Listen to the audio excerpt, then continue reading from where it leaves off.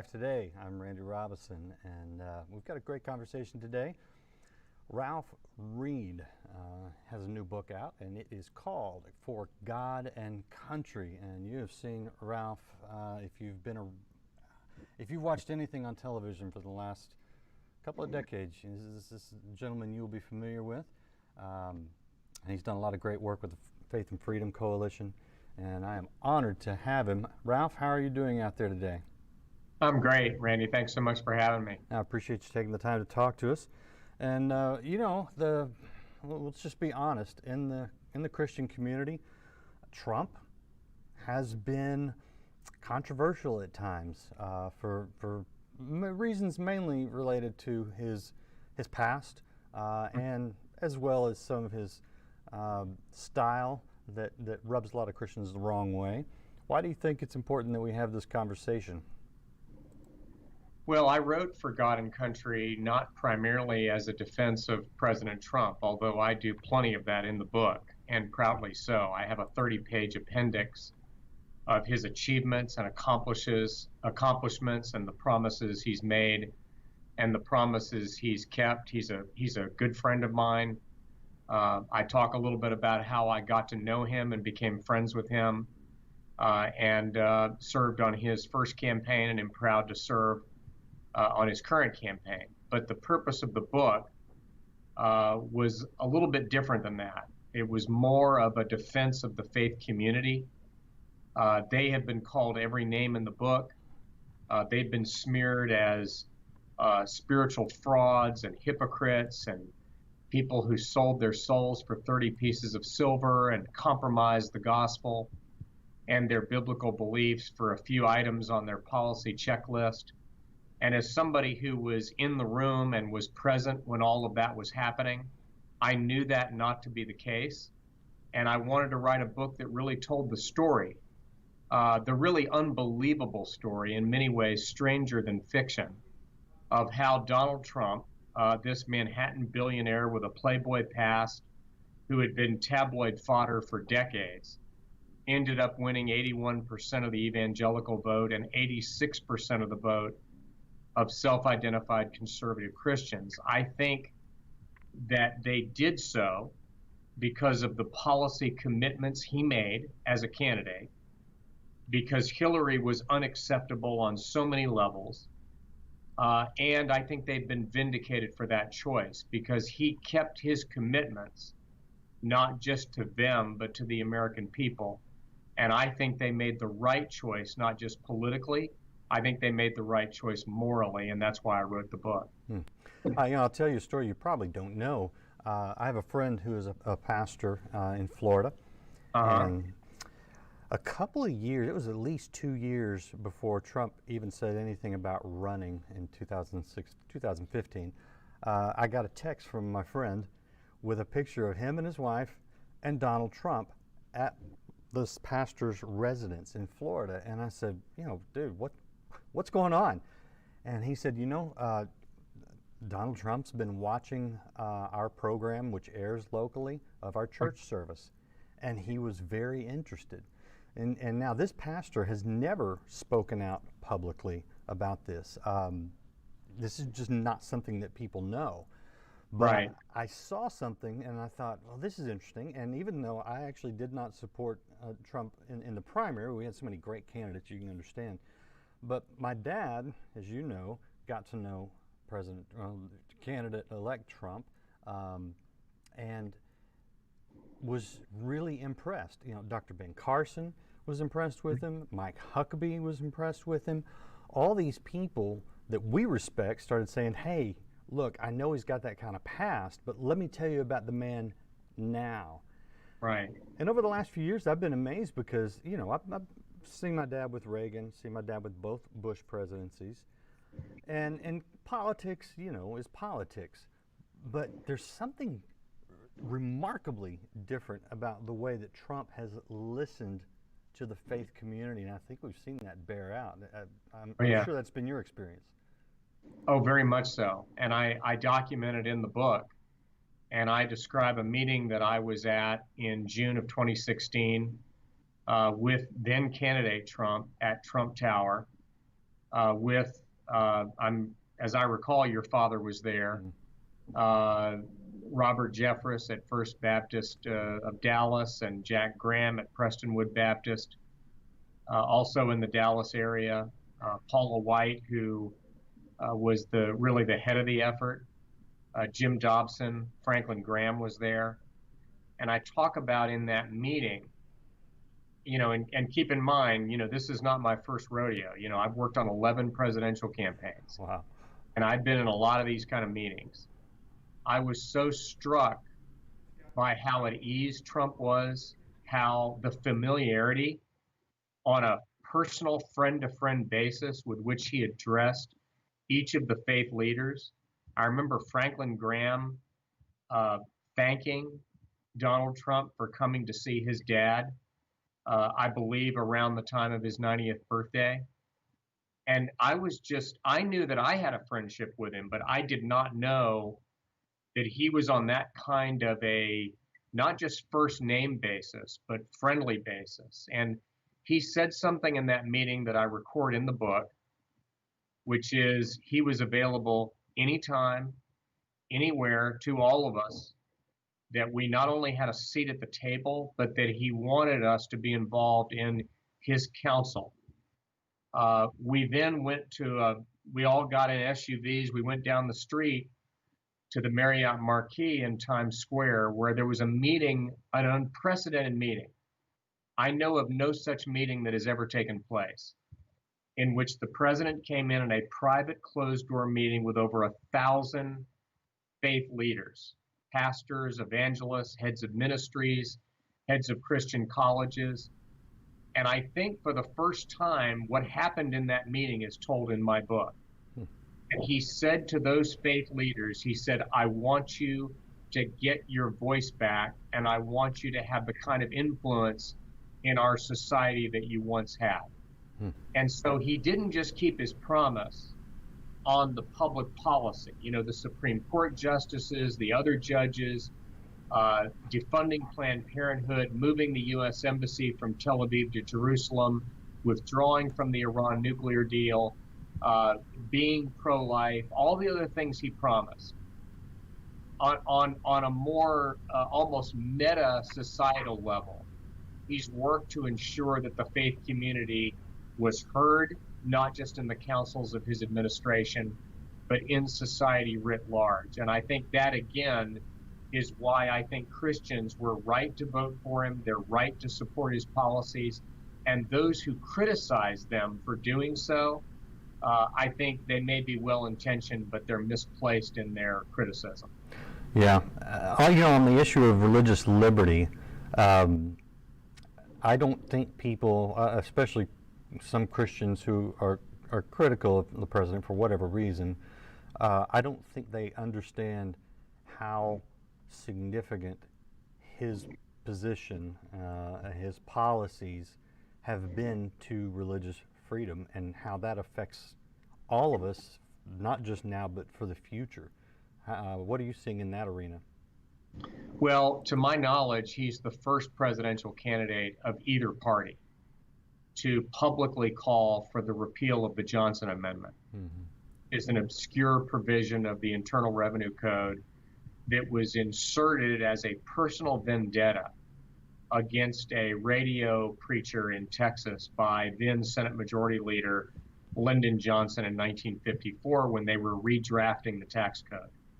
And that Johnson Amendment, named after Lyndon Johnson, makes it against the law under penalty of loss of tax-exempt status for churches or ministries to speak out on political matters and public policy matters. It's clearly a violation of the First Amendment. It's never been upheld in a significant court case. I think it would be overturned if it was ever litigated. But he called for its repeal. We got it repealed in the House tax bill. The Senate parliamentarian ruled it out of order. So what President Trump did was, by executive order, he prohibited the IRS from enforcing that provision while he is president. And that has freed up churches and ministries and parachurch organizations to be able to speak out on moral issues in the political arena. He also issued an executive order to every cabinet department asking them to repeal any regulation that infringed on religious liberty, which HHS then did in beginning to repeal the regulations that were used against Hobby Lobby and Little Sisters of the Poor to force them under Obamacare to violate their faith under Obamacare by providing abortion-inducing medication and the like. And beyond our borders, look at what he did when he put such enormous pressure on Erdogan and Turkey to release Pastor Andrew Brunson. Yeah. And threatened sanctions against Turkey. So he's been so good on religious freedom, and he set the tone for the entire administration so that Vice President Pence, Secretary of State Pompeo, every cabinet department, they followed his lead. And I happen to think that's a pretty darn important thing, because our right to express our faith is guaranteed under the First Amendment to the Constitution. Yeah, I actually had the privilege of interviewing Andrew and Noreen Brunson, and what you're saying is 100% true. Yeah. I want to go back though a little bit. You mentioned a couple of things with the Johnson Amendment and the freedom of speech issues. Those are executive orders, not law. Does that not mean that if, say, Joe Biden is elected in the fall, those could flip very easily? They could, and I think we should assume that they would. Mm. I think if Joe Biden were to win this election, almost every executive action that the president has taken to defend life, to defend religious freedom, and to support the state of Israel, if Joe Biden is elected president, he will take his hand off the Bible on January 20th, 2021, and immediately walk into an anteroom in the Capitol and start signing executive actions reversing every one of these. And that's why this election is so important. And I think particularly in the case of Biden, it's an especially frightening specter, because you have to remember, this is a man who for 40 years supported the Hyde Amendment prohibiting the taxpayer funding of abortion. He said that as a devout Roman Catholic and as a faithful Roman Catholic, that he did not believe that taxpayer funds should be used to pay for what many Americans believe is the taking of an innocent human life. And then when he entered the presidential last April, he flip-flopped within 48 hours and now favors the repeal of the Hyde Amendment. So, yeah, look, we've been able to accomplish a lot through law, but we've been able to accomplish a lot through Trump's executive action, and all of that is jeopardized if Joe Biden wins in November of 2020. If Joe Biden does win, who actually becomes president? do you know? I can only quote Joe Biden, who has said that he considers himself to be a transitionary figure. He's put Bernie Sanders and Alexandria Ocasio-Cortez and other hardcore leftists on various advisory panels that will determine his policy as president. He said that he's going to pick a woman as his vice president.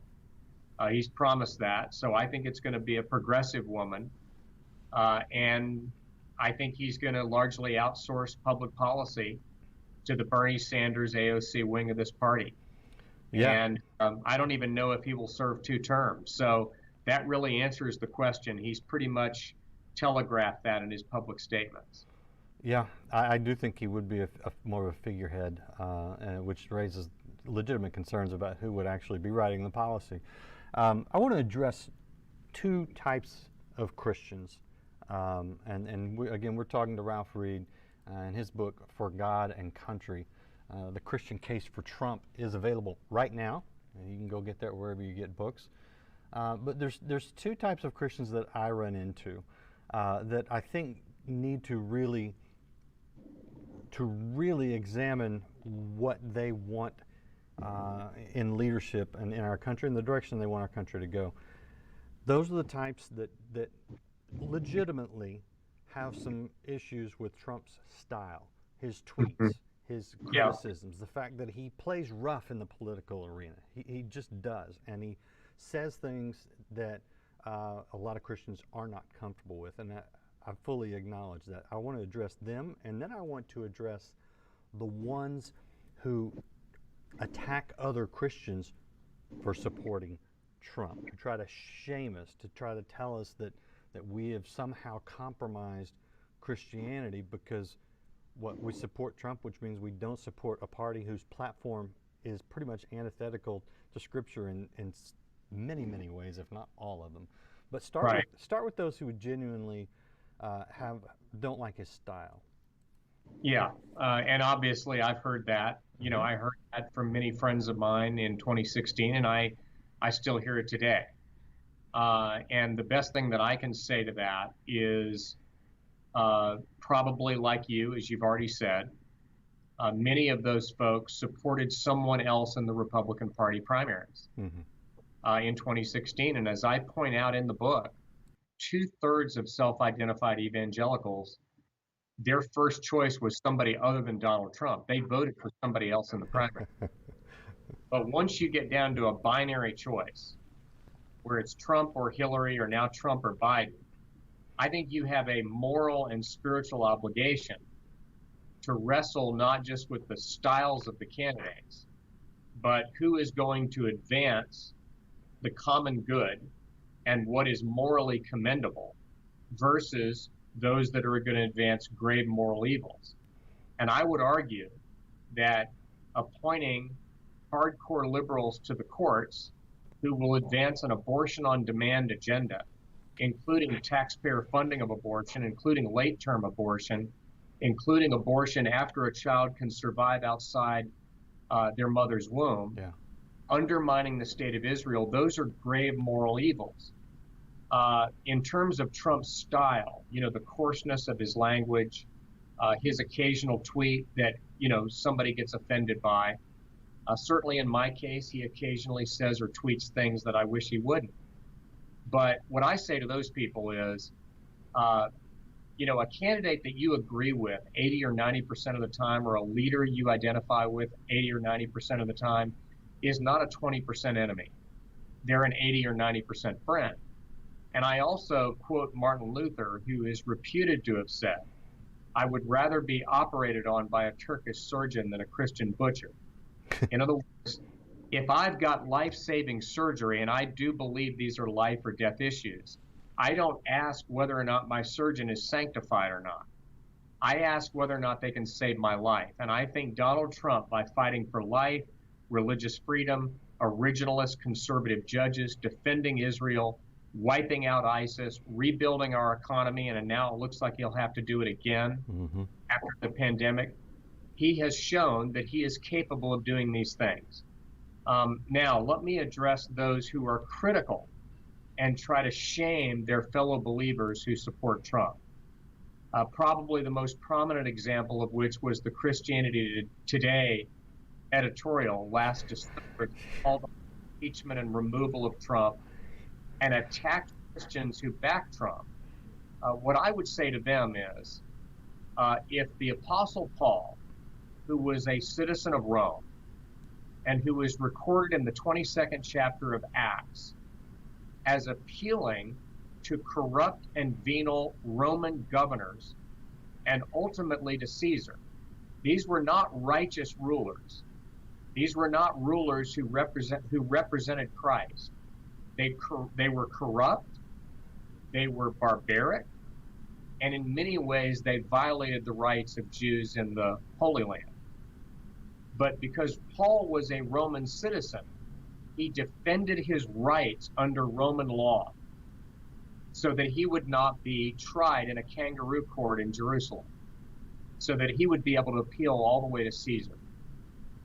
If Paul was willing to do that, then we as Christians can appeal to Donald Trump or any other ruler, any other judge, and ask them to defend the rights that we have as U.S. citizens. And I believe that those are the rights to life, to liberty, including religious freedom and freedom of speech under the First Amendment of the Constitution. Those are our rights as Americans.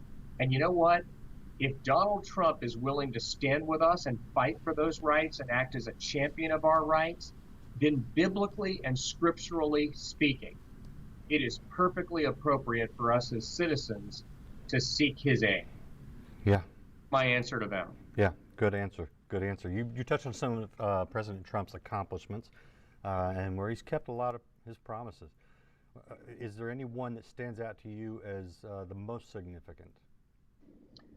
It would be hard for me to say just one, but I would say, and I had the second chapter of the book talks about me being privileged to be at the White House when the president announced Neil Gorsuch as his Supreme Court nominee on February 5th, 2017.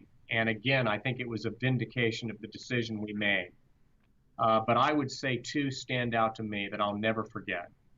One was being in Jerusalem for the cutting of the ribbon and the opening of the new U.S. Embassy in Jerusalem, recognizing Jerusalem as the capital of Israel. And the other one that I would say, just because it was such a profile and courage for the president, was when he announced that he was withdrawing from the Iran nuclear deal, against the objections of the entire international diplomatic community, many of his allies, and most of his foreign policy advisors. I think that that was a profile in courage, and I think it was the right thing to do. Hopefully, we can renegotiate that deal and get a deal that will actually hold Iran accountable. But that was a bad deal. It was a disastrous deal that gave the leading state sponsor of terrorism in the world access to over $100 billion to fund terrorism and to undermine Israel, including $1 billion in cash that the Obama administration flew to Tehran on a transport plane. So I'm glad he did it. And once he did that, I would urge any of your viewers or listeners to Google that statement that he made. I believe it was in the diplomatic room of the White House when he made that announcement with Mike Pence standing right behind him. That statement that he made that day as president had more moral clarity and more courage in it than just about anything that we've seen out of a president in recent memory. Yeah, I agree with you 100%. Another one that stands out to me, and I know you're quite aware of it, is the appointment of all the judges, not just Supreme Court, but especially the lower courts, the various district courts. Explain to people who maybe don't understand the significance of that, why that will have an impact for years and years and years. It's very important. He's appointed more judges in a shorter period of time than any president in U.S. history, with the exception of George Washington, who was the first one to appoint judges, so he got to appoint them all. Other than that, Trump has the most impressive record. By the way, kudos to Mitch McConnell, Chuck Grassley, Lindsey Graham, the two most recent chairs of the Judiciary Committee, for helping to make this happen. And by the way, included in those 200 are 50 appellate court judges. And the reason why it matters so much is because 99% of all the federal court cases are decided at the district and appellate court levels. They don't make it to the Supreme Court. The Supreme Court hears very few cases. So that's why when it comes to a lot of these religious freedom cases and other cases, free speech cases, they're decided at the lower level.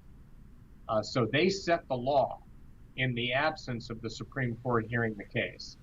And what Trump has been able to do through this plethora of appointments is begin to shift the balance in the ideological control of these circuit courts that decide so many cases. He's close to flipping the Ninth Circuit, which is the one out of San Francisco, which has been a disaster for Christians and conservatives.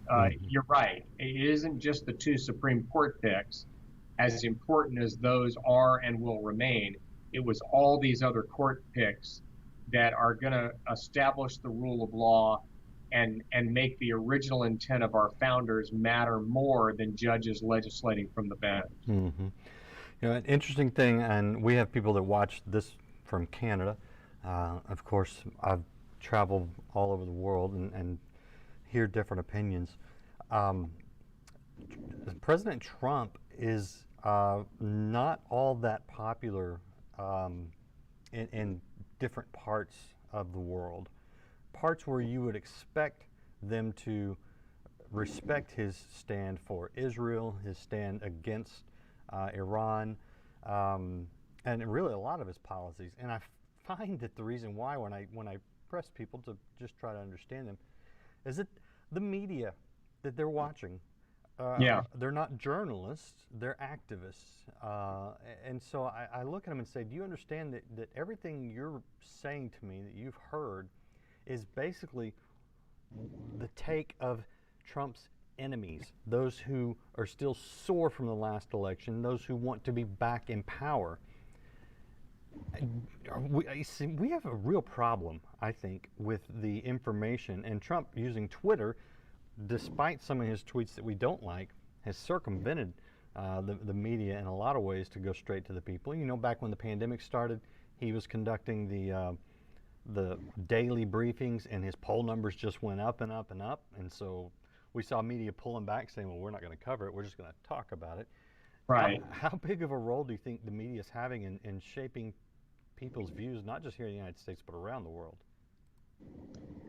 I think it is become increasingly partisan to the point that they are, in many ways, just a messaging operation for the Democratic Party and the liberal agenda.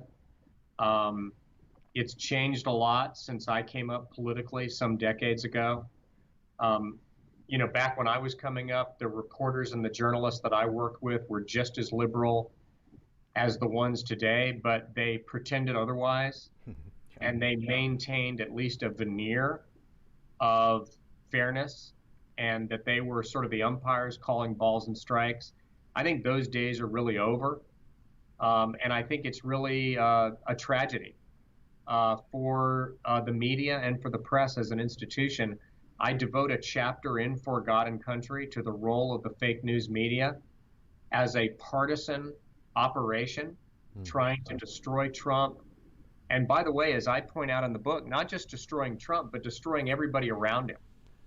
I talk about the way they went after Ben Carson, the way they've gone after Vice President Pence, the way they've gone after Jared Kushner, his son-in-law, Kellyanne Conway, counselor to the president, Sarah Huckabee. Yeah. I mean, it's anybody around him they want to take down. And what the polling shows, and I point this out, is that the media today is trusted the least of any major institution in American society. And they are at their lowest levels of trust in modern history of polling. Mm-hmm. And that's not good for democracy. If people can't believe what they read anymore, if people don't trust any longer an institution that ultimately emerged as an arbiter of truth in our society, that's dangerous. Mm-hmm. And it's a crisis of democracy. And I think if the media is as concerned about that as I am as a political actor, they need to clean up their act. Now, the good news, as you point out, is, Donald Trump is the first true social media candidate for president and the first true social media president. And I may get this wrong, but I think he has, over 125 million followers on Twitter, Facebook, and Instagram. Obviously, some of those are duplicates, but, right. He can get, look, if you look at a show on CNN that at its peak is going to have 500,000 viewers, and on MSNBC is going to have at the most 1 million or 2 million. I mean, think about it. He has the ability to reach over 100 million. Mm-hmm. And I think that's given him great power. And I have to be honest, I think that's part of the core of the traditional media's resentment of him. Yeah. And he doesn't need them. He goes over their heads. Yeah. So I think, it's going to be interesting to see how this unfolds in the 2020 campaign. All right. Ralph Reed, we appreciate your time. I got one last question for you, but I want to remind people that your book, For God and Country, is available right now. Pick it up. I mean, this is important. If you're an American citizen, you need to vote, but you need to be informed. So I would encourage that. Last question for you. Mm-hmm. What's your prediction for November this year? Well, at the risk of dodging the question, I'm not a prophet and I'm not a pundit, and I generally don't make predictions. But I would just say this: I think it's going to be very hard fought, very competitive, no holds barred. I expect the map to look very much like the map from 4 years ago. I feel reasonably confident that Trump will carry North Carolina, Ohio, Iowa, Florida, all those states that he carried in 2016 that I believed he would carry. And then I think it's going to come down to 2, 3, or 4 of those upper Midwest states of Wisconsin, Pennsylvania, Michigan, maybe Minnesota. Colorado could very much be in play. I think, look, those states, those 3, Michigan, Wisconsin, Pennsylvania, were decided by 77,000 votes among the 3 of them. I think it will be that close or closer. And I think if the president runs the kind of aggressive, bold, grassroots campaign that he ran last time, and I think he will, I'm reasonably confident that he'll be reelected. Well, we'll find out. A lot can happen between now and then, so it's up to you guys to get out and vote. But be informed. And my encouragement is vote for yourself. Vote for the values that you have and that you want to pass on to your children, and then say which candidate is closest to me. And get out and do your part. Ralph Reed, again, thank you for being with us. For God and Country, available right now. People, check it out. This is important. This is important to people of faith. This is important to your children, your grandchildren. So let's get out and let's vote informed. Thanks for joining us today. We will see you again next time on Life Today Live. The gods of lust, the gods of secularism, the gods of indifference, the gods of amusement, the gods of all kinds of that are rampant throughout America tonight. And God